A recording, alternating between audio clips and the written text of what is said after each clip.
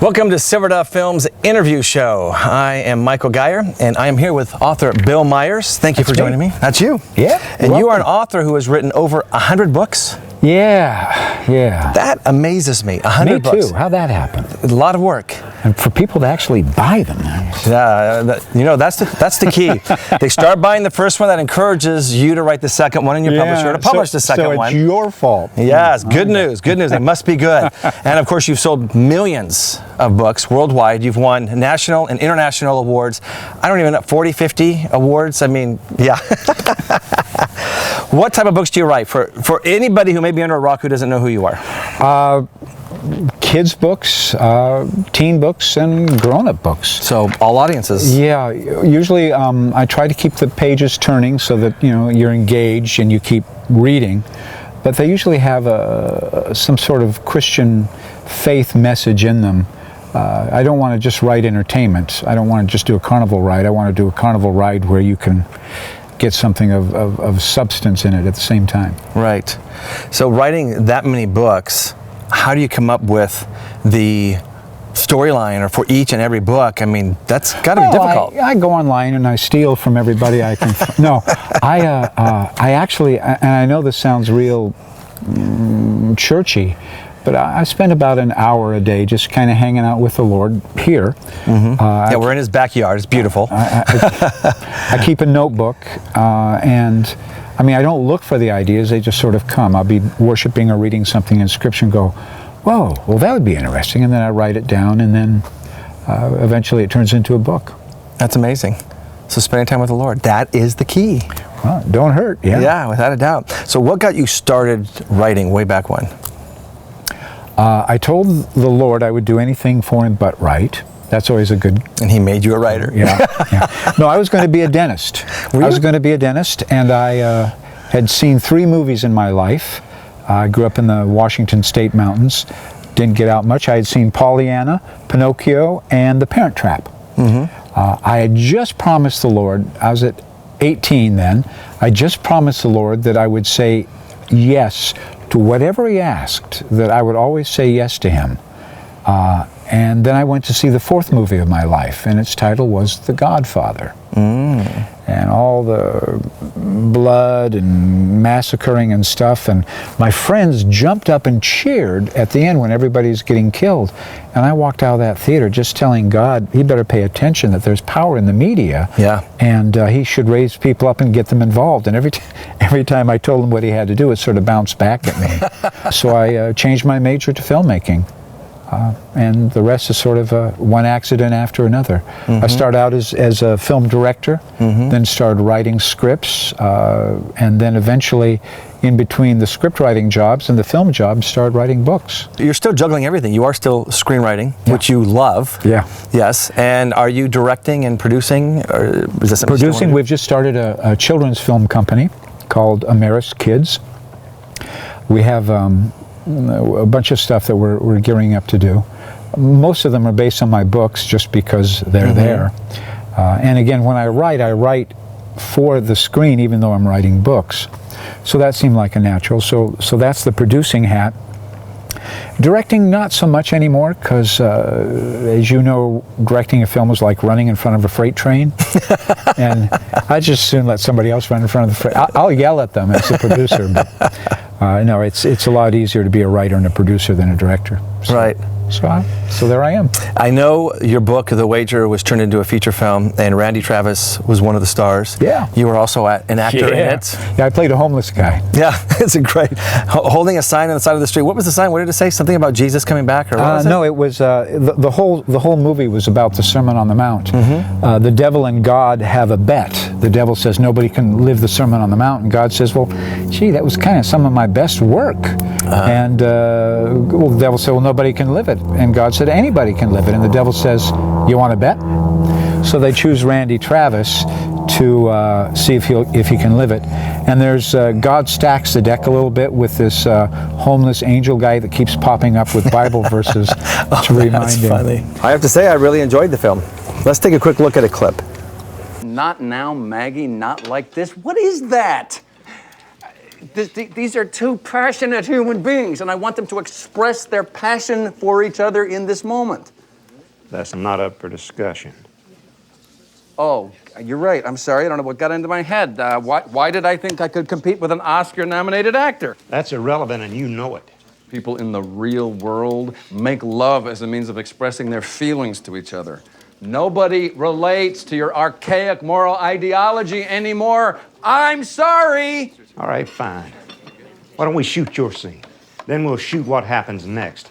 This one night results in an unwanted child raised with no father. Relate to that. I'm simply not going to allow your narrow-minded religious agenda to ruin my film. Let me tell you what's going to ruin your film. The fact that you're a second-rate hack.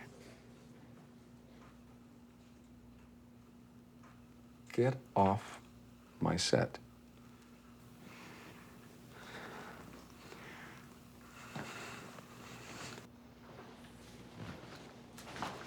You stay here. One of the things that you do on the side, other than your writing and movies and everything else that you're working on, helping young adults, which Yeah. I was so impressed when I saw a video on YouTube. But tell us about that, because that's very impressive. Well, it's one thing to hide behind the computer writing or even to hide behind the directors, behind the camera, but to really get your hands dirty with people, nothing beats that. So gracious me, since I was in college, I've always worked with high school kids and then later college kids, just kind of mentoring and discipling them and doing Bible studies, because that's tough time. Those are treacherous waters. So it's more rewarding. It's more rewarding than the arts, because you're not shaping words, you're shaping lives. Yes. Yeah. Well, and seeing your effect, with God's help, but still your effect, because of the time you're investing in these kids and seeing their lives change. I mean, there's no reward greater, I don't think, Yeah. And I take that over an Oscar any day. Yeah, exactly. And, my wife and I, we just watched CNN Heroes, the most recent one this year. And it's amazing the people and the things that they're doing in their lives to help those around them. And we were talking the importance of just doing that, even in your own little community, wherever you can help, wherever you can give back, and then seeing lives change. That's what life is about. And I think most of us spend so much time being selfish and living for ourselves, doing what we want to do. My wife and I have that problem. We're so busy with our businesses and our lives. Yeah. It's hard to take time away to give back, and that's our priority this year. And you've been doing it for 10 years and you're getting blessed out of it, but I think it's an encouragement for all of us. It's something we all need to be doing. And there's one thing beyond that, and I'm just learning this now, so I don't have it down quite yet, but it's to put your time with God even ahead of your ministry. I've always had, I used to tease everybody, call myself a servaholic. Ministry, ministry, ministry. But there's something even more important than ministry, and that's abiding. That's spending the time with the Lord. Because, let's face it, He does not need us. He can do it all without us. I think ministry is His excuse for letting us hang out together. So it's real important. Yes, do, absolutely. That's a great point. But abide is more important than doing. Yeah. What do you have that's recently come out that you're proud of? Or even what are you most proud of all of your works? Wow, that's like asking who's your favorite kid. Yeah, that's true. Nice try. I'll tell you one that I really that gets a lot of email, and that's a book I wrote called Eli, and it's a retelling of the entire gospel as if Jesus came for the first time today. Oh. So it's His birth in the back of a Motel 6 laundry room, his traveling in a Winnebago with all the disciples, his lynching in the Bible Belt. So it's the whole, and the parable, it's all told, but as if it happened today. So that gets a lot of email. I get email from people that say, I've been a Christian all my life and now I get it. Oh, really? Yeah, that's exciting. That's rewarding, So for grown-up books, that's that. I have a new ebook series called Supernatural, and then it could be Supernatural Warfare, Supernatural Love, and they're just these supernatural stories of miracles that I've interviewed people over the years that I've kept. So those are coming out in ebooks now, and then a teen series that's just been re-released called Forbidden Doors, won the C.S. Lewis Honor Award. Oh yeah, I saw that. Nice. And that's out in Barnes & Noble now. And then finally, my favorite book, which is called The God Hater. which is my favorite, which is probably why it sold less than anything else I've written. Did it really? Yeah, well, Isn't that so funny far, how that works. Yeah, but so I like that a lot. And then I'm writing kids stuff. I got right now I'm writing a goofy kids series called TJ and the Time Stumblers, which is all about this poor 7th grade girl who is haunted by 2 time travelers from the 23rd century who are kind of hopelessly in love with her, and she can't get rid of them, and they're invisible, and all this stuff happens. So yeah, I'm keeping really busy. Yeah, that's great. And I see you're keeping up with technology. You've got a new children's interactive Apple app book. Bedtime iPads, bunny tales. iPhones. Yes, bedtime bunny tales. Yeah. iPads, iPhones. I mean, that's amazing, all that technology and getting it out there everywhere. Yeah, well, and, you know, like you, what drives me is drawing people closer to Christ. It's whatever draws your audience to Christ is what I'm about. It's what you're about. Yeah. It's what you're doing. Yeah. Yeah, that's why we have Silverdale Films, because that's kind of our ministry, to give back, create films that are going to make a difference, encourage Christians, but also hopefully be seen by non-Christians, and the film can make a difference, which Yeah. your books do. Yeah. And I tell you, nothing beats that type of mail from people that say, you know, this has changed my life. It's not like this has entertained me. Anybody can entertain. Right. But to do that extra bit of drawing them closer to eternity, that's exciting. Yeah. Yeah. And I think especially in our time now, because I think, like so many, I'm not a dooms and gloom person, but I do think we're getting close to the end, and now is the time to let people know the truth, because there's a decision to be made. Yeah. And there's a new movie that just was recently that came out called The Encounter, that I mentioned to you earlier, and Jesus, has an encounter with a group of folks at this diner, and I love it because people need that encounter today. Because we are getting to that crossroads in time where you've got to make a choice. Yeah. And hopefully that choice is going to be for Christ and versus the other. And you know what I like about that storyline? It isn't about religion. It isn't about do's and don'ts. It's about relationship with Christ. Yeah.